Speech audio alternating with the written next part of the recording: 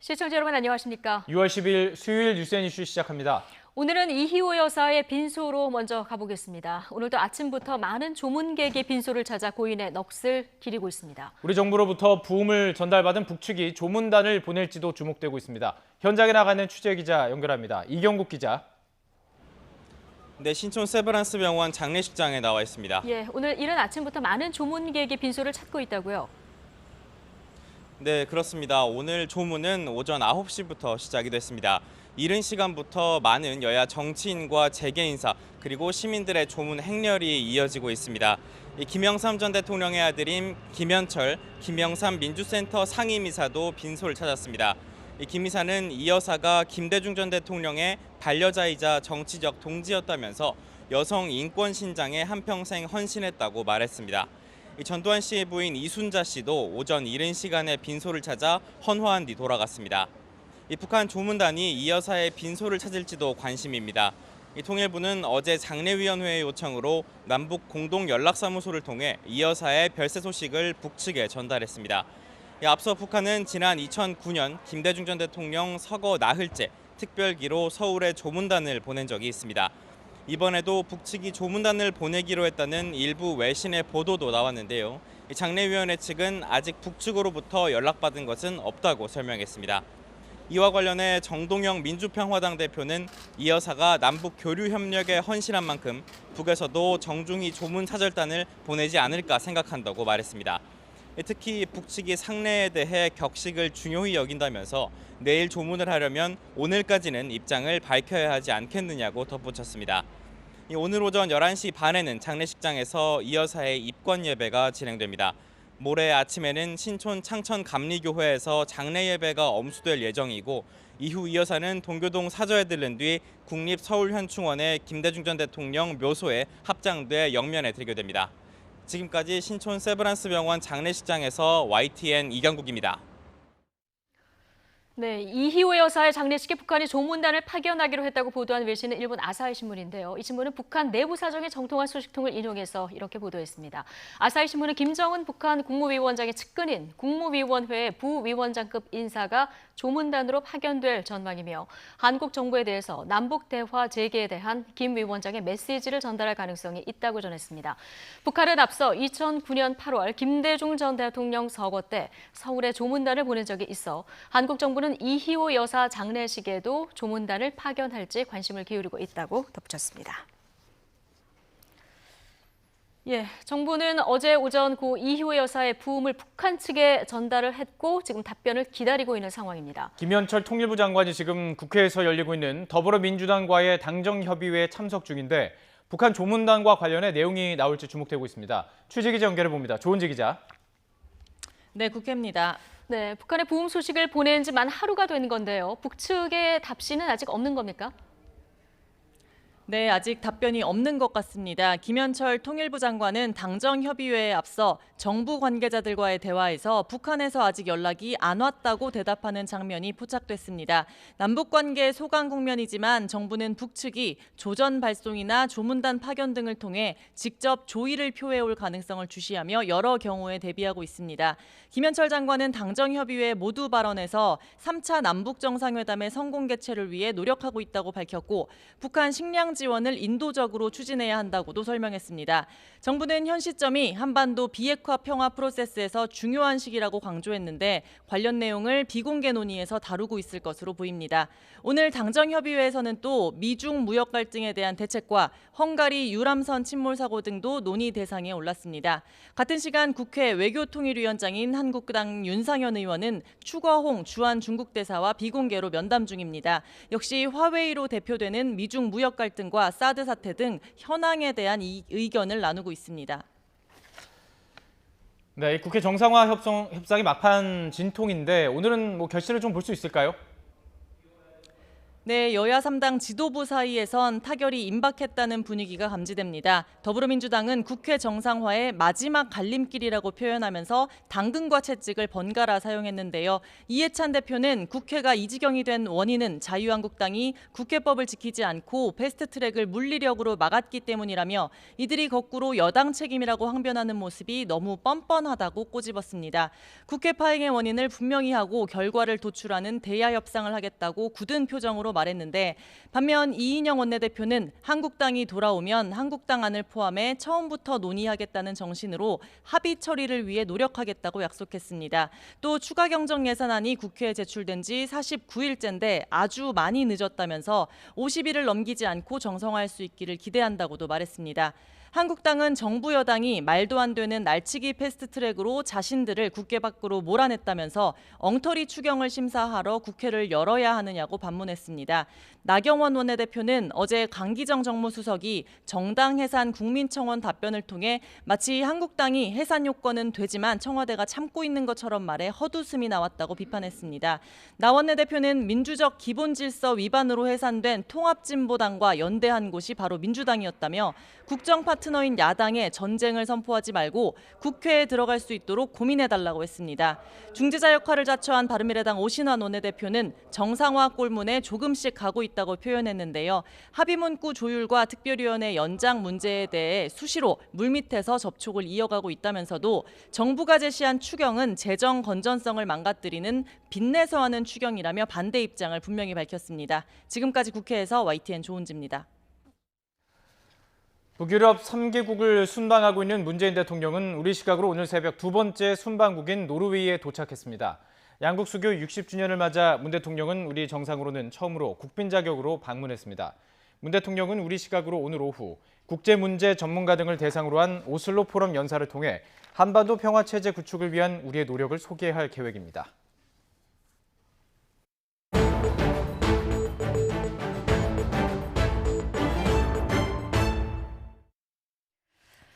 네, 도널드 트럼프 미국 대통령이 김정은 북한 국무위원장으로부터 친서를 받았다 이렇게 공개했습니다. 또 김정남의 CIA 정보서를 꺼내면서 자신이라면 그런 일 없게 할 것이라고도 말했는데요. 싱가포르 북미 정상회담 1주년과 맞물려서 꽉 막혀있던 비핵화 협상에 물꼬를 트는 신호일지 주목이 되고 있습니다. 국제부 연결하겠습니다. 이종수 기자. 네, 국제부입니다. 네, 북미 정상 첫 만남 1년이 되는 날이 오늘인데요. 트럼프 네. 대통령이 김정은 위원장으로부터 친서를 받았다 이렇게 밝혔어요. 네, 그렇습니다. 아이오와주 행사를 위해서 백악관을 떠나던 트럼프 대통령이 김정은 위원장의 아름다운 친서를 받았다고 전격 공개를 했습니다. 받은 시점은 전날이라고 밝혔습니다. 그러니까 현지 시간으로는 10일에 받았다는 겁니다. 직접 들어보시죠. I just received a beautiful letter from Kim Jong-un. I can't show you the letter, obviously, but it was a very personal, very warm, very nice letter. I appreciate it. 네, 매우 따뜻하고 멋진 편지. 친서가 어떤 내용인지 공개는 됐습니까? 예, 친서 내용은 듣기진 않았습니다. 예. 트럼프 대통령은 대신 김정은 위원장과 신뢰를 과시했는데요. 그러면서 북한의 경제적 잠재력도 재차 평가를 했습니다. 예. 직접 들어보시겠습니다. We have a very good relationship together. Now I can confirm it because of the letter I got yesterday. And I think that something will happen that's going to be very positive. 네. 자, 그리고 트럼프 대통령이 살해된 김정은 위원장의 이복형이죠. 김정남의 미 CIA 정보원 설과 관련해서도 언급을 했다고요? 예, 트럼프 대통령은 김 위원장으로부터 친서를 받았다고 소개하는 과정에서 그의 이복형에 관한 CIA 관련 정보를 봤다고 말했습니다. 그러면서 내 체제 아래서는 그런 일이 일어나지 않도록 할 것이라고 되풀이 말했습니다. 트럼프 대통령이 작심하고 이런 발언을 불쑥 꺼냈을 가능성이 작지 않아 보이는데요. 정보당국을 동원해서 김정은 체제에 위협이 될 만한 활동을 하지 않겠다는 걸 공개적으로 확약한 것으로 보입니다. 김 위원장의 체제 위협 불안 등을 덜기 위한 유화적 메시지를 보낸 것이란 분석이 나오고 있습니다. 네, 자 이종수 기자. 네. 일련의 이런 흐름이 김정은 위원장이 지금 친서를 보내고 트럼프 대통령이 화답하고 톱다운 소통이 다시 가동됐다 이렇게 볼 수 있을까요?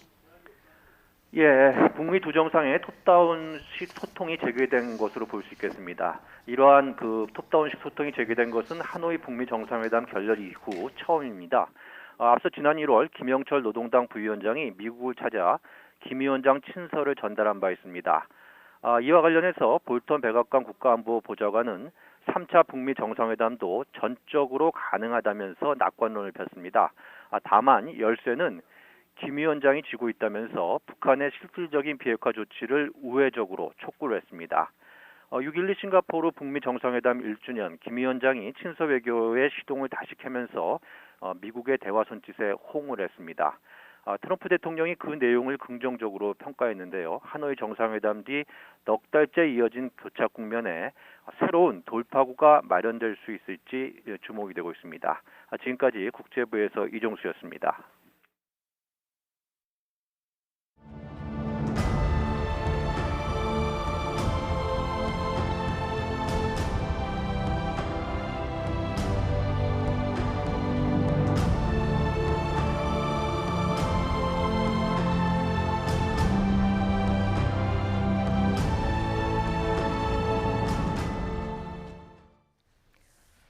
헝가리 다뉴브 강에서 침몰한 유람선 허블레아니호가 사고 발생 13일째인 어제 인양됐습니다. 하지만 아직도 여전히 4명의 실종자는 찾지 못했습니다. 헝가리 경찰은 수색 노력을 배로 늘리기로 했고 사고 원인 조사도 본격화하기로 했습니다. 국제부 김용수 기자와 함께 자세히 알아보도록 하겠습니다. 안녕하십니까? 네. 네, 어제 많은 분들이 이 인양 현장의 화면을 가슴 졸이면서 지켜봤었는데요. 이 일련의 과정을 먼저 좀 설명을 해주실까요? 네, 어제 인양 작업은 현지 시각으로 오전 6시 반에 시작이 됐습니다. 좀 네. 이른 아침에 시작한 이유는 그곳 날씨가 점점 더워지고 있기 때문인데요. 네네. 그래서 좀 더 일찍 시작을 했습니다. 6시 반에 시작해서 당초 3시간 정도 인양 준비 작업을 하고 1시간 정도 크레인으로 끌어올리는 작업을 한다고 했었는데 전날 브리핑 때보다 진척이 많이 돼서 예. 쉽게 그리고 빨리 끝나는 빨리 거 아니냐. 끝나는 것 예. 아니냐라는 얘기까지 나왔습니다. 예. 그래서 어제 오전 6시 47분쯤 인양이 이제 시작이 됐거든요. 예. 네. 팽팽하게 이제 그 쇠줄이 당겨지면서 이제 인양이 시작이 됐습니다. 예. 그리고 바로 한 7시 12분 정도 되니까 그러니까 약 한 40분 정도 지나니까 바로 선체의 모습이 보이기 시작을 했습니다. 네. 그 선체 윗부분이 이제 드러나기 시작을 했는데요. 저렇게 지금 화면에 나오고 있습니다만 네. 조타실 부분입니다. 네. 조타실 네. 부분이 먼저 이렇게 드러나기 시작했고요. 그리고 또 한 20분 정도 지나니까 조타실 모습이 확 드러나고 조타실 안에 대한 수색 작업이 바로 네, 들어갔습니다. 이게 1단계 작업이었죠. 예, 그렇습니다. 거기서 조종실이죠, 조타실이 조종실에서 헝가리 선장으로 예. 발견이 예. 됐습니다. 예. 그리고 계속해서 인양 작업이 시간이 계속 흐를수록 점점 더 허블레아뇨가 부상하기 시작을 했거든요. 네. 그리고 나서 앞에 선실, 그러니까 앞에 선실이 보이기 시작을 했어요. 앞에 선실은 그런데 창고로 쓰였기 때문에 바로 배수 작업만 하고요. 예. 바로 이제 네. 뒷선실에 아무래도 실종자가 승객들이 많이 있었을 것으로 예. 예상이 됐기 때문에 네. 뒷선실에 과연 얼마나 많은 실종자가 있을까라고 이게 모두 이제 관심 있게 지켜봤는데 약 1시간 반 정도 이렇게 부상을 한 뒤에 바로 그 입구에서 예. 한국인 실종자 예. 3명의 시신이 발견이 됐습니다. 예. 그러면 한국인 실종자 어제 3명이 이제 발견이 됐고요. 네, 아직 그래서- 4명이 더 남아 있는 이런 그렇죠. 상황인 거군요. 예. 전체 33명 중에 7명이 이제 바로 사고 나자마자 구조가 됐고요. 예. 가운데 원래는 33명 중에 7명 되고 26명이 실종이었었는데요. 네. 26명 실종에서 이제 사망자가 22명으로 늘었고요. 이제 4명의 실종자만 네. 남은 상황입니다. 예. 어제 이제 이 인양 작업이 좀 더 진행이 되면 그 4명의 실종자도 선체에서 찾을 수 있지 않을까 이런 이제 기대가 높았어요. 그래서 좀 더 진행이 되면서 수색 작업이 곧 이어질 것이다라고 했는데 중단이 됐습니다. 잠시 중단이 됐어요. 네네. 그래서 중단된 이유를 보니까 원래는 인양할 때 균형을 잡으면서 이렇게 부상을 할 예정이었었는데 선수 부분만 이렇게 들린 겁니다. 그래서 선미는 가라앉고. 그렇죠. 예. 선수 부분을 올리다 보니까 원래 이 선체 밑에 4가닥의 쇠줄을 예. 넣었는데 이 쇠줄이 모두 선수 쪽으로 몰린 겁니다. 균형이 안 맞춰서 밀렸군요. 네, 좀 더 예. 올리다 보면 이게 밑으로 다시 빠질 수가 있는 예. 다시 강바닥으로. 예. 그래서 잠시 인양을 중단하고 뒷부분에 다시 쇠줄을 다시 넣었습니다. 예. 그래서 와이어를 최종 걸고. 인양됐을 때는 네. 쇠줄이 모두 5가닥이 됐습니다. 예. 5가닥으로 해서 선체를 부상을 했습니다. 예. 그 이후 다시 수색 작업이 시작이 됐어요. 예. 그래서 현지 시간으로 11시 5분쯤에 선체 객실로 들어간 겁니다. 그래서 네. 여기서 좀 더 실종자가 나왔으면 좋겠다는 많은 기대가 있었는데 예. 들어가서 수색 대원들이 그러니까 우리 구조팀 2명 그리고 헝가리 2명. 헝가리 구조팀 예. 2명이 네. 들어가서 실종자를 찾았는데요. 네. 실종자가 나오지 않았습니다. 어제 예. 수색 작업에서는요. 그래서 한 2시간 정도 찾았는데도 나오지 않았어요. 그럼 지금은 완전히 실종자 찾는 것을 그 선체 안에서는 뭐 아직 포기할 단계는 아니지 않을까요? 그렇습니다. 이제 지금 채폐섬으로 옮겼잖아요. 맞습니다. 예. 그리고 이제 오후 현지 시간으로 오후 1시 반 예. 이제 선체를 옆에 바지선 파란색 바지선에 옮겼습니다. 그래서 이제 인양 작업이 6시간 한 43분 만에 마무리가 됐는데요. 네. 네. 아직 선체 안에 여전히 이 토사 흙과 모래가 가득 쌓여 있습니다. 예. 그래서 토사를 좀 파헤쳐서 혹시 나올지 모르는 실종자 수색 작업이 이루어져야 하는데요. 이 선체가 다 인양된 다음에 모습을 보니까요. 과거 허블레아니어 모습과 비교를 좀 해보니까 저희가 좀 비교를 해서 보여드릴까요? 네, 예. 그 그림 화면을 좀 보여주시면 예. 제가 설명을 드리겠습니다.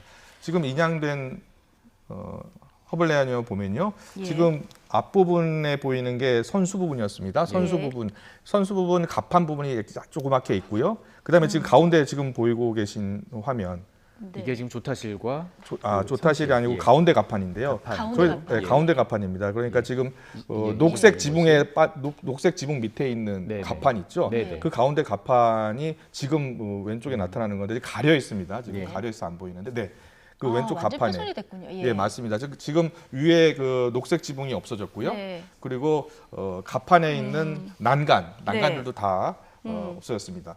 이 사고 당시에 네. 대부분의 관광객들이 저 난간에 있었거든요. 그러면 저기에 충격에서 그 쏠렸던 있었던 관광객들이 저 중앙 부분에서 충격을 받고 이제 튀겨 나가죠. 네, 그렇습니다. 목격자들의 증언에 따르면 대부분의 승객들, 약 예. 20여 명의 승객들이 이 관광 이 코스가 1시간짜리 코스이기 때문에 예. 대부분의 예. 관광객들이 저 갑판 위에 올라서 이제 구경을 하게 되잖아요. 예. 그 갑판 위에 있었는데 갑작스러운 충격을 가했기 때문에 이게 7초 만에 이게 전복이 됐고 7초 만에 전복돼서 가라앉았기 때문에 대부분의 승객들이 위에서 바로 물에 빠진 것으로 전해지고 있습니다. 예. 예, 자, 이 수색이 그래서 잘 이루어져야 되는 부분이고요. 한 가지 더 저희들이 우려스러운 부분은 헝가리 당국의 검찰 수사가 조금 부실하지 않나 이런 이야기가 계속 나오고 있습니다. 맞습니다. 그래서 지금 채폐섬으로 옮긴 허블레아니오에 대한 수색 작업 그리고 허블레아니오를 보면은 예를 들어서 추돌한 지점 예. 지금 네. 움푹 파여 있거든요. 예. 그 지점을 보고서 이게 가해 선박이 어떻게 가해를 했는지를 이제 확인할 수 있습니다. 차량 사고를 보면 이제 추돌 사고를 보면 예. 나가 나면 그 흔적 보면 알 수 있지 그렇죠. 않습니까? 예. 그런데 지금 문제는 바이킹 시기노 가해 선박인 바이킹 시기노를 원래 우리 정부는 가압류를 신청을 했어요. 좀 예. 가압류 해달라. 근데 지금 운항을 하고 있잖아요. 그렇습니다. 그게 예. 이틀 만에 그러니까 사고가 현지 시각으로 29일 발생했는데 31일 바로 운항 허가를 해줬어요. 그래서 예정대로 부다페스트를 거쳐서 독일까지 갔다가 최근에 내려왔습니다. 계속 예. 운항을 한 겁니다. 물론 선장은 구속돼 있었습니다. 하지만 가해 선박을 그냥 어떻게 보면 놔준 거죠. 그렇죠. 예. 놔준 겁니다. 그래서 우리 정부도 계속해서 요구하고 있는 게 추가로 예. 뺑소니 예. 혐의까지 추가해서 조사를 해달라 이렇게 요구를 하고 있는 상황입니다. 예. 지금 이제 돌아오지 못한 실종자 4명, 이 4명을 찾는 일에 집중을 해야 되는 이런 상황인데요. 헝가리 당국이 인원을 배로 늘리겠다. 네, 그렇습니다. 자, 이렇게 밝혔다고요. 네, 다행입니다. 이 수색 구조 인력을 배가시키겠다. 그러니까는 네. 지금 헬기가 3대 정도 동원이 되고 있습니다. 그리고 드론, 그리고 탐지견? 수색정, 예. 탐지견도 독일에서 또 탐지견 지원을 해줘서 탐지견이 7마리인데요. 네. 이걸 이제 각부에 요청도 하고 헝가리 당국도 적극적으로 수색에 나선다고 하거든요. 그러면은 아무래도 남쪽으로 하류 쪽으로 수색 범위가 더 넓어지면서 구조 작업도 더 활기를 띨 것으로 보입니다. 예. 그 가용 인원을 늘린 만큼 4명 모두 가족의 품으로 속히 돌아올 수 있기를 바라보겠습니다. 국제부 김영수 기자와 함께했습니다. 고맙습니다.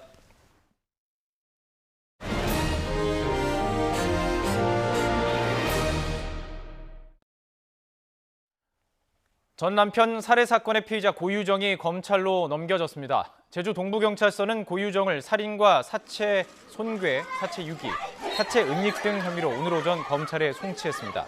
검찰의 심경이 인계돼 경찰서를 나선 고 씨는 검은색 티셔츠와 검색 치마를 입고 남색 체육복 상의를 어깨에 걸친 채 취재진 앞에 섰습니다. 고 씨는 지난 5일 신상정보 공개가 결정돼 마스크나 모자 등을 쓰지는 않았지만 머리카락으로 얼굴을 가리고 고개를 푹 숙인 채 취재진의 질문에 아무런 답도 하지 않았습니다.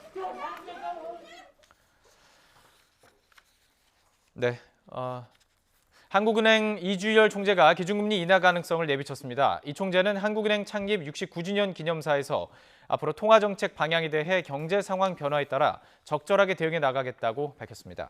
이 총재는 한국은행 창립 69주년 행사에서 이렇게 밝혔는데요. 상황 변화에 따른 적절한 대응은 기존에 없던 표현으로 경기 회복이 더딜 경우 금리를 내려 경기 부양에 나설 수 있다는 의미로 해석되는데 금리를 인하한다면 4분기가 유력하다는 관측이 나오고 있습니다. 트럼프 대통령이 연 이틀 중앙은행인 연방준비제도를 노골적으로 공격하면서 금리 인하를 촉구했습니다. 트럼프 대통령은 현지 시간 11일 오전 트위터를 통해 유럽으로 관광객이 몰리고 있다는 취지의 언론 보도를 거론하면서 이것은 유로화나 다른 통화가 달러 대비 평가절하된 덕분이라고 밝혔습니다. 그러면서 미국으로서는 큰 불이익이라면서 연준의 기준금리는 너무 높다, 말도 안 되는 양적 긴축까지 더해졌다, 금리 인상의 근거가 있는 것도 아니다라면서 연준을 비판했습니다. 통계청이 조금 전에 5월 고용 동향을 발표했습니다. 5월 취업자 수가 2,732만 2천 명으로 1년 전보다 25만 9천 명이 증가했습니다. 앞서 2월과 3월 취업자 수가 각각 26만 3천 명, 25만 명이 늘어 20만 명을 넘긴 뒤 4월에는 17만 1천 명이 증가했습니다. 연령대별로는 60살 이상에서 35만 4천 명이 는 것을 비롯해 50대와 20대에서 각각 증가했지만 40대는 17만 7천 명, 30대는 7만 3천 명이 줄었습니다. 르노 삼성자동차 사측이 노조 전면 파업 상황에서 부분 직장 폐쇄에 들어가기로 했습니다. 르노 삼성차 사측은 오늘부터 별도 공지가 있을 때까지 야근 근무조 운영을 중단하는 부분 직장 폐쇄를 단행한다고 밝혔습니다. 회사는 이번 조치와 함께 전면 파업에 참가한 노조원은 허가 없이 사업장에 들어갈 수 없고 야근조 근무자 가운데 희망하는 사람은 주간 근무조로 출근해 정상 근무할 수 있다고 덧붙였습니다. 이에 대해 노조 측은 야간 근무조를 주간 근무조로 운영하는 것은 근로조건 변경에 해당해 단체 협약을 위반하는 거라며 반발했습니다. 정당 해산 청원은 총선까지 기다리기 답답하다는 국민들의 질책이다. 정당 해산 청원에 대한 강기정 정무수석의 답변인데요. 한국당은 이 발언이 선거법 위반이다 이렇게 비판하고 나섰습니다. 선거법 위반 소지가 있는지 아닌지 이 두 분께 여쭤보죠. 잠시 뒤 민주당 최재성, 한국당 김용태 의원과 함께합니다. 2부에서 뵙겠습니다.